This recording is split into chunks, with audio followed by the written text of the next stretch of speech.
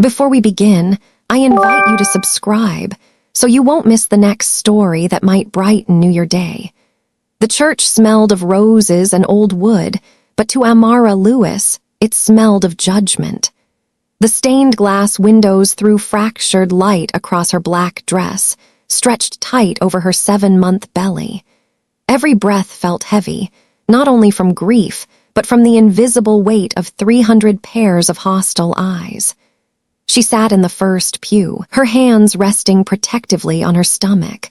Whispers floated behind her like daggers. She doesn't belong here. Daniel could have done better. She was just a girl from nowhere. Each word pressed against her chest until she thought she might suffocate. At the altar, the choir sang a hymn about eternal rest, but peace was the last thing Amara felt. Her husband, Daniel Montclair, beloved son of one of the wealthiest families in California, was gone. She hadn't even been told of his illness until it was too late. His family had cut her out of every decision, every conversation, every farewell. And now, even in death, they wanted her erased. When the final prayer ended, Evelyn Montclair, Daniel's mother, walked down the aisle like a queen in mourning. Her tailored black suit clung flawlessly to her slender frame, silver hair twisted into a perfect chignon. She didn't so much as glance at Amara. Neither did the brother, Stephen, who delivered a eulogy praising Daniel as the pride of the Montclair bloodline. Pride, as if Daniel's love for Amara had been nothing more than a disgrace. Outside, the November wind clawed at Amara's thin coat as the coffin was lowered into the Montclair mausoleum. She whispered, "I love you. I'll love you forever," even as Evelyn rolled her eyes beside the marble tomb. Amara felt her heart break all over again. By the afternoon, the family gathered at the Montclair estate, a sprawling Spanish colonial mansion overlooking Bel Air. Amara wasn't invited, but at 4 o'clock sharp, an assistant called. "Mrs. Montclair requests your presence for the will reading. Don't be late." The tone was sharp, like a summons to judgment, not an invitation. Her aging Toyota looked pitiful against the line of Bentleys and Maseratis in the driveway. Inside, the marble floors reflected crystal chandeliers, portraits of ancestors staring down like silent judges. Every conversation ceased when she entered. One cousin smirked, "Look what the cat dragged in." Another whispered loudly, "Target clearance dress, isn't it?" Amara clutched her purse tighter, whispering to the life inside her belly, "Hold on, we'll survive this." In the library, attorney Charles Bennett shuffled papers. The Montclairs arranged themselves in leather chairs, sipping cognac, diamonds glittering under golden light. Amara stood near the door, a shadow in their kingdom. Bennett's voice trembled as he read Daniel's will. Millions for Evelyn, millions for Stephen, millions more scattered among cousins and uncles. Cheers, hugs, tears of joy rippled through the room. Amara's heart sank. Surely Daniel had not forgotten her. Surely her husband, the man who painted nurseries yellow, who kissed her belly each night, had left something for her and their unborn child. "And to my beloved wife, Amara," Bennett said finally, "I leave my most treasured possession, the one thing that will ensure she never wants for anything." Every head turned. For a heartbeat, silence reigned. Evelyn leaned back, lips curving into a wicked smile. "A 1999 Volkswagen Beetle," Bennett finished. "Currently parked in the rear garage." The room erupted in laughter. Stephen slapped his knee. His wife wiped tears of mirth. "That piece of junk, he left her that." Evelyn reached into her purse and dangled a tarnished set of keys like a cruel prize. "Here you go, sweetheart. Don't say we never gave you anything." Heat flushed Amara's cheeks. Her throat burned with unshed tears. She wanted to scream, to hurl the keys back at them, to demand why love had been turned into humiliation. Instead, she whispered, "Thank you." Her voice was steady, though her soul trembled. The baby kicked, sharp and insistent, as if reminding her she wasn't alone. She closed her fingers around the keys, their jagged edges biting into her palm. Pain grounded her, sharpened her, ignited a spark she didn't know she carried. Around her, the Montclairs clinked glasses, celebrating their millions, their victory, their cruelty. Amara stood silently, her head bowed, but when she lifted her gaze, something had changed. Behind the tears, her eyes burned with quiet fire. This wasn't the end. It was only the beginning. For while they laughed at the worthless beetle, Amara felt a pull, a whisper from Daniel himself. That car wasn't just metal and rust. It was a message, a clue, a promise. She turned toward the door, clutching the keys tighter, her footsteps echoing against the marble like a vow. Whatever secret Daniel had left her, she would find it. And when she did, the Montclairs would regret every cruel word, every mocking laugh. Amara Lewis did not grow up with crystal chandeliers or marble floors. Her world smelled of frying oil and laundry soap, of second-hand books and borrowed coats.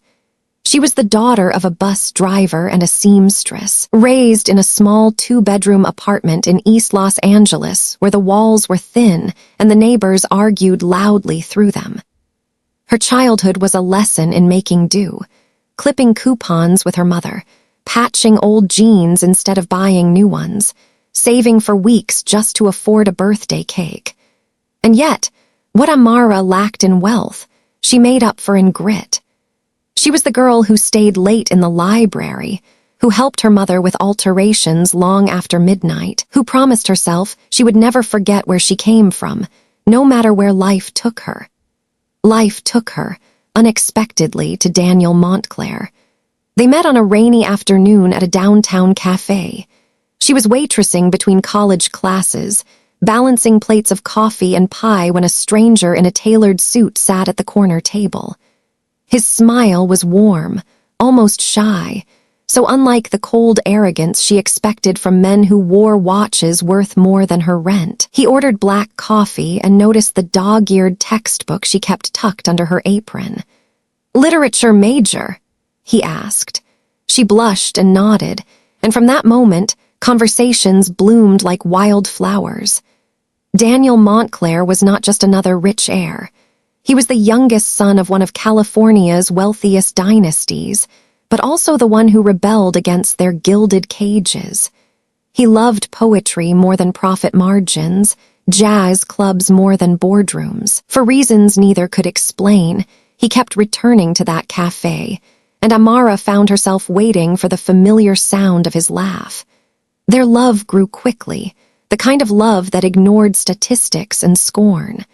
By the time Amara realized who he really was, her heart was already his. But the Montclairs did not forgive love. The first time Daniel brought her to the estate, Amara felt the ground shift beneath her. The sprawling mansion stood like a fortress of old money, Spanish arches, casting shadows across manicured gardens. Evelyn Montclair's eyes, sharp, icy, swept over Amara as though measuring her worth and finding nothing. Dinner was an exercise in humiliation. Each question was a dagger. "What does your father do? Do you have any family in politics? Which clubs sponsor you?" When Amara answered honestly, silence followed. The crystal glasses clinked and Evelyn's lips curled with disdain. They thought she was beneath them. Daniel didn't care. Against their threats, against their promises to cut him out of the family fortune, he married Amara in a small church, just the two of them, sunlight streaming through cracked, stained glass. He whispered, "I choose you, Amara, always you." For a while it was enough. They lived in a modest apartment, laughing over burnt pancakes, painting the nursery yellow when they found out she was pregnant. Daniel's eyes would soften when he felt the baby kick. "This child will know love, Amara," he said, "even if they never know luxury." But the fairy tale was short-lived. Daniel grew pale, thinner, coughing at night. He hid it well, but Amara knew. He would smile, say it was stress, but in the quiet hours she caught the fear in his eyes. 3 months later he was gone. The Montclairs didn't invite her to the hospital in those final hours. They barred her from decisions, refused to acknowledge her grief. At the funeral, they acted as though she was a stranger who had trespassed on their family tragedy. And when the will was read, their cruelty was sealed in polished mahogany and mocking laughter. Yet in the middle of her despair, Amara clung to something Daniel had whispered one night when his body was frail but his spirit unbroken. He had pressed her hand to his chest and said, "If anything happens, trust what I've left behind. It will protect you and the baby." Those words haunted her now. They weren't the ramblings of a sick man. Daniel had meant them. He had hidden something. And as Amara sat in her small apartment that evening, the tarnished car keys on the table before her, she realized the Montclair's greatest insult, the rusty Volkswagen Beetle, might not be an insult at all. Maybe it was a doorway. Maybe it was the beginning of Daniel's final gift. She reached for the keys, her hand trembling. For the first time since his death, she felt more than grief. She felt resolve. Because whatever truth Daniel had buried inside that car, Amara knew one thing with certainty.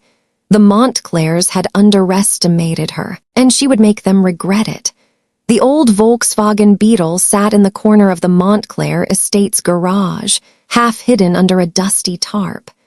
Rust had eaten through its once bright yellow paint, and the cracked windshield looked like a spiderweb frozen in glass. To the Montclairs, it was nothing more than a relic of Daniel's reckless youth, a joke inheritance meant to humiliate her. But to Amara, it felt different. Her breath came shallow as she pulled the tarp away. Dust floated in the air like ghosts. The car smelled faintly of Daniel's cologne, a scent so achingly familiar that her eyes burned with tears. Her hands trembled as she slipped the key into the driver's side door. The lock clicked, smooth as if it had been oiled recently. Inside, the seats were worn but clean. The dashboard bore scratches from years of use. She sat in the driver's seat, her belly brushing the steering wheel, and ran her hands along the cracked vinyl. For a moment, she let herself cry, quiet tears of grief and loneliness. Then she noticed it, a corner of something wedged behind the passenger seat. Her pulse raced.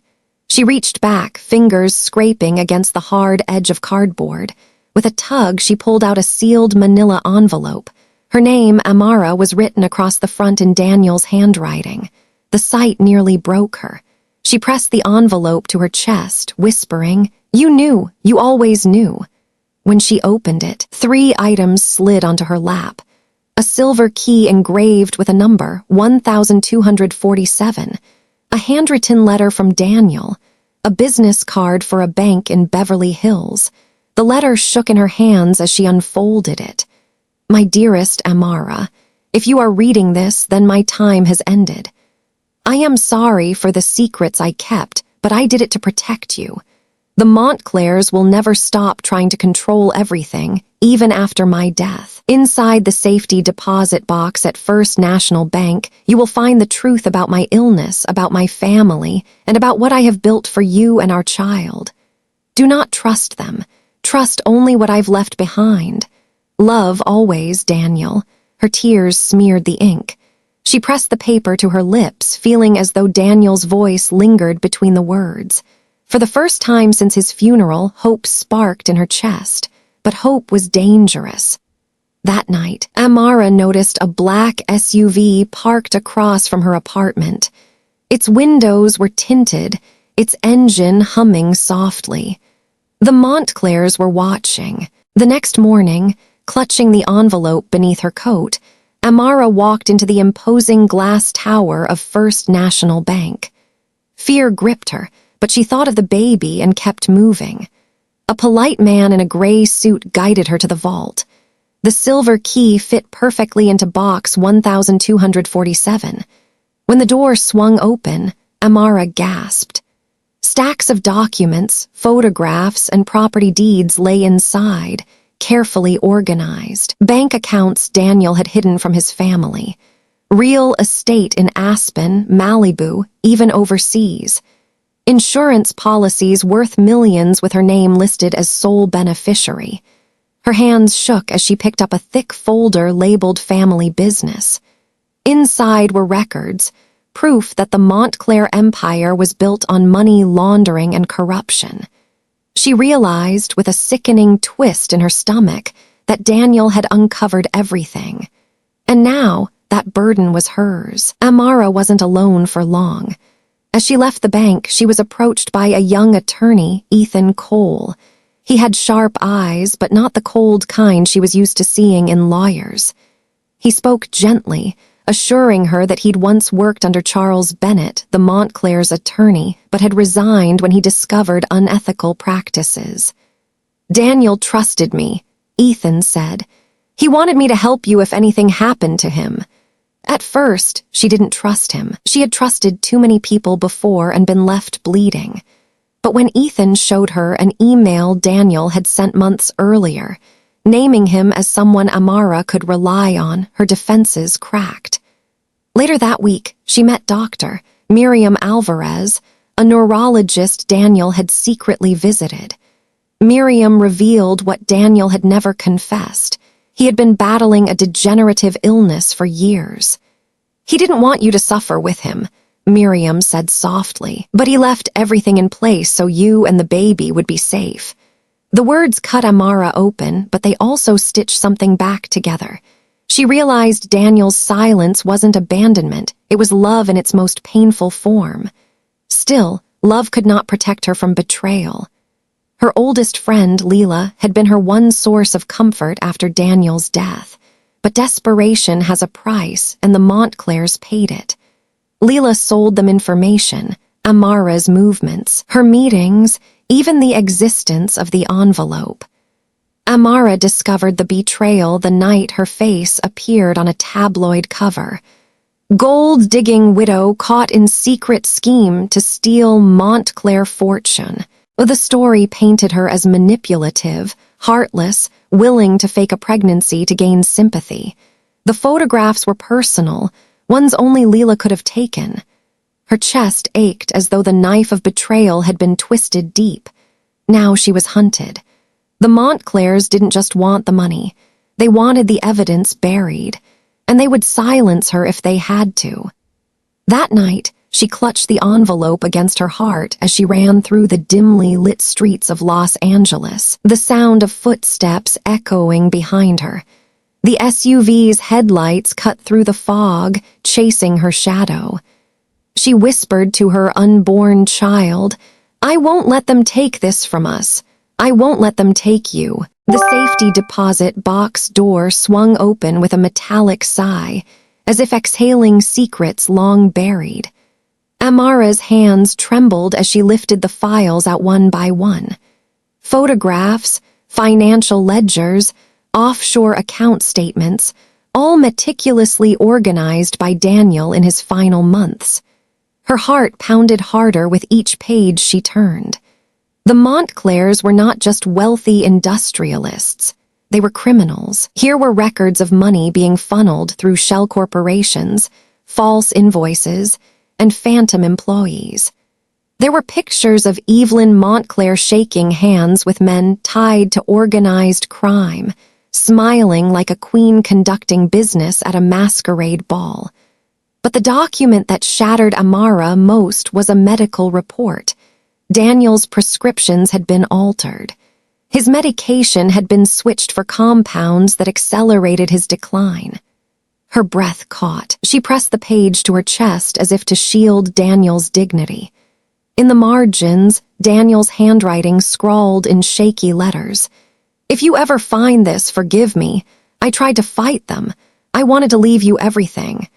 It wasn't just illness that had taken him. He had been murdered. That night, back in her small apartment, Amara sat in silence with the evidence spread across her kitchen table. Rain tapped against the window like restless fingers. She whispered to her unborn child, "Your father was brave, he fought for us, and I'll fight too." The lights flickered. A sound scraped at the lock, her pulse spiked. She stood clutching the edge of the table. The door opened slowly, and Evelyn Montclair stepped inside, her silhouette sharp against the hallway light. She was dressed in black cashmere, her silver hair swept into a perfect chignon, but her eyes burned with madness. In her gloved hand, she carried a small vial and a syringe gleaming under the dim light. "Hello, Amara," she said smoothly, as if visiting for tea. Daniel's poor little widow still playing the innocent. Amara forced herself to stand tall, though her knees quivered. "You killed him." Evelyn's laugh was brittle, echoing through the tiny apartment. Daniel was weak. He betrayed his own family. He was going to give everything to you, to a girl from nowhere. Do you think I could let that happen? Her voice dropped to a venomous whisper. Yes, I made sure his sickness took him sooner. It was merciful, really. He was dying anyway. I just helped nature along. The words sliced through Amara like a blade. She wanted to scream, to lunge at her, but the syringe in Evelyn's hand gleamed like a serpent's fang. "You won't get away with this," Amara said, though fear clenched her throat. "I already have," Evelyn sneered. She lifted the syringe. "But tonight I'll finish what Daniel couldn't. No more heirs, no more stains on our bloodline. It ends with you." Amara's mind raced. She thought of Daniel's letter, his plea to protect their child. She thought of the stack of evidence on the table. If she died, the Montclairs would bury it all. Unless she used Evelyn's own greed against her. Her voice steadied, stronger than she felt. "If you kill me, you won't win." Evelyn froze, syringe poised inches from Amara's skin. "What nonsense are you spouting?" "Daniel transferred his shares to me, and my will is very clear. If anything happens to me, every cent, every share goes directly to the Huntington's Research Foundation. The very charity you despise." For the first time, Evelyn faltered. Her hand shook slightly. "You're lying." "Am I?" Amara reached slowly for her phone, showing forged documents she had prepared with Ethan's help. "Check the records in Georgetown, it's all there. You kill me and your empire becomes the property of scientists who will expose every skeleton in your closet. Is that what you want your legacy to be, Evelyn? A Montclair fortune funding genetic research?" Silence thickened the room. The rain outside pounded harder, as though the city itself held its breath. Evelyn's eyes flickered with rage. Her lips trembled. She lowered the syringe, not from mercy but from fury at being cornered. "You clever little witch," she hissed. Amara pressed her hand over her belly, drawing strength from the child within. "No, Evelyn, I'm just a mother protecting her child, something you'll never understand." In the distance, sirens wailed, growing louder. Evelyn's face twisted as blue and red lights reflected through the rain-streaked window. She set the syringe on the table with deliberate calm and raised her hands. "This isn't over," she whispered, her voice trembling with hatred. But Amara knew it was. The truth was out. Evelyn's confession had slipped from her own lips, dripping with arrogance. And even if Evelyn tried to twist the story, Amara held the evidence, the recordings, and the unshakable will to survive. As agents burst through the door, Amara closed her eyes and whispered to her child, "We made it. For you. For him. We made it." The day Evelyn Montclair was led away in handcuffs, the world finally saw the mask fall from one of the most powerful families in the city. Reporters swarmed the courthouse steps, their voices overlapping in a storm of questions. Photographers captured the once untouchable matriarch with her head lowered, her designer coat pulled tight as if to shield herself from the weight of her own sins. Amara stood a few feet away, her hands resting protectively on her belly. She wasn't there to gloat. She was there because Daniel deserved to be remembered as more than a casualty of greed, and because their child deserved to be born into a world where truth still had meaning. Inside the courtroom, Amara had taken the witness stand. At first, her voice trembled. The polished oak benches were filled with Montclair relatives who once whispered that she was nothing but a gold digger. Their cold stares still burned. But as she spoke, about Daniel's love, about the evidence he had left behind, about the night Evelyn came to her apartment with a vial of poison, her voice grew steadier. She wasn't just telling a story. She was defending a life, a legacy, a future. The jury leaned in, captivated. Even the judge seemed to pause between notes, as though the weight of her words carried something deeper than testimony. It wasn't about money or corporate shares anymore. It was about justice. When the verdict was read, Evelyn Montclair was found guilty of multiple charges, including conspiracy and attempted murder. Several other family members faced convictions for fraud, money laundering, and obstruction of justice. The Montclair empire, once glittering with untouchable power, was crumbling brick by brick. But Amara felt no triumph in their downfall. She felt something quieter, something heavier, relief mixed with grief. Daniel had paid the ultimate price, and no prison sentence could bring him back. As she walked down the courthouse steps into the waiting sunlight, reporters thrust microphones toward her. "Mrs. Lewis, do you have anything to say?" She paused. For once she wasn't shrinking under their gaze. She stood tall. "I forgive those who judged me," she said softly, her voice carrying over the crowd. "But I will never forgive the cruelty that destroys love for the sake of power. Justice must always be stronger than fear." The crowd hushed, as if the city itself was listening. And for the first time since Daniel's death, Amara felt the chains of humiliation slip from her shoulders. She was no longer the poor girl mocked at a funeral. She was a mother, a witness, a survivor. Ethan Cole, the young attorney who had stood beside her through the storm, met her outside. His tie was loosened, his expression tired but warm. "You did it," he said. Amara shook her head. "We did it. Daniel did it. He left me the truth, and you helped me protect it." He gave a small smile. "Most people would have run when the threat started. You stayed. That takes courage." Amara looked down at her belly, feeling the soft kick of life within. "I didn't stay for me. I stayed for him and for our child." Ethan didn't press further. He didn't reach for her hand, didn't try to offer promises she wasn't ready to hear. Instead, he simply walked beside her step by step, as though reminding her that she was no longer walking this path alone. That evening, in the quiet of her small apartment, Amara lit a single candle by Daniel's photograph. The flame flickered, casting a gentle glow across his smile. She whispered, "We did it, Daniel. The world knows the truth, and your child will be born free." For the first time in months, her tears were not of despair, but of release. The city buzzed with headlines about the Montclair trial, but Amara remained grounded. She went to her doctor's appointments, prepared a nursery with second-hand furniture, and held onto the quiet victories of everyday life. Strangers stopped her on the street to offer words of admiration. Women told her she gave them hope. Men nodded with respect. Her story was no longer one of shame. It was one of resilience. And yet, healing wasn't just about justice in court. It was about finding the courage to let go of hatred. Amara carried no desire for revenge. Evelyn's name no longer haunted her nights. Instead, she chose to forgive not the crime, but the poison of bitterness that could have consumed her if she held on. "Forgiveness isn't for them," she told Ethan once as they shared coffee after another long legal briefing.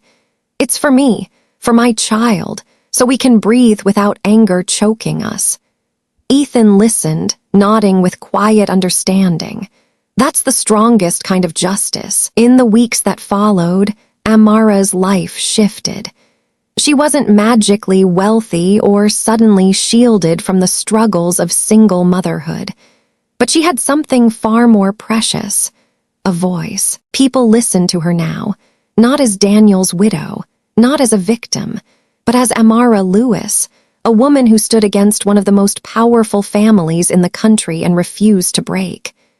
As the trial wrapped up and the world moved on to its next scandal, Amara stood by her window watching the sun rise over the city. The baby kicked again, insistent, full of life. She smiled through the quiet morning. "Your father fought for us," she whispered. "Now it's my turn to build a life worthy of him." And somewhere deep inside, Amara knew that while the Montclair story was ending, hers was only beginning. The hospital room was quiet except for the rhythmic beeping of the monitor and the muffled sound of life moving outside the window. It was dawn, and the first golden rays of light spilled into the room, painting everything in soft amber.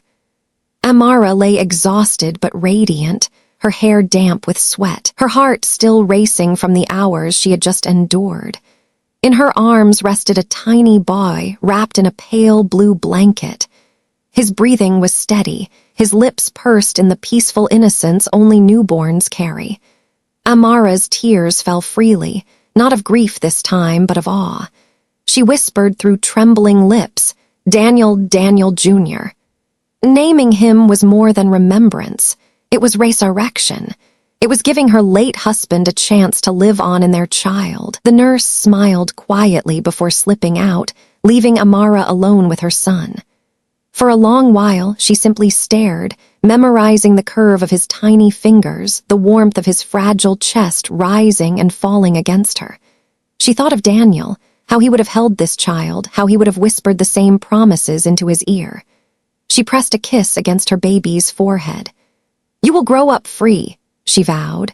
"Free from lies, free from cruelty, free to choose your own path." Weeks later, Amara stood before a crowd in a modest community hall.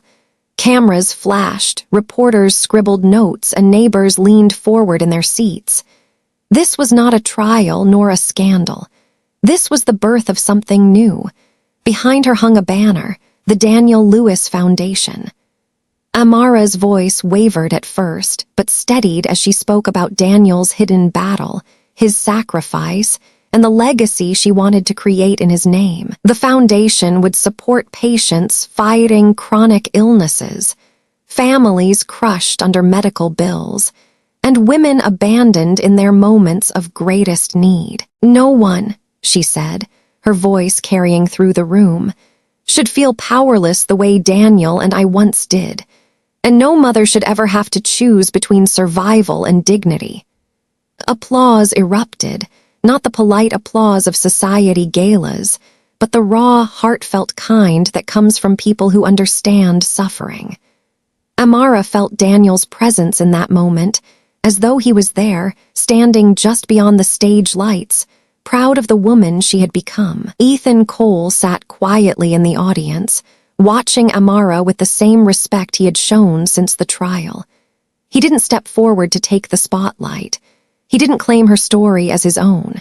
Instead, he nodded when her eyes briefly met his as if to say, "I'm here and I'll keep walking beside you." Amara knew their bond wasn't about romance, at least not yet. It was about trust. About knowing that even when the storm passed, some people stayed, steady and unwavering. That evening, Amara returned home. Her apartment, once a place of fear and humiliation, now felt transformed. The nursery was finished, painted a soft yellow. A crib sat by the window, and above it hung a framed photograph of Daniel, smiling in a way that still made her chest ache. She held her son in her arms and stood before the window. Outside, the sky stretched wide, painted with the colors of dawn once more. She whispered, "Your father gave me courage. You gave me purpose. Together, we will build something better." The baby stirred, his tiny hand grasping at the air before curling against her chest. Amara closed her eyes, breathing in the scent of new life. And so, her story did not end with the downfall of the Montclairs. That was only one chapter.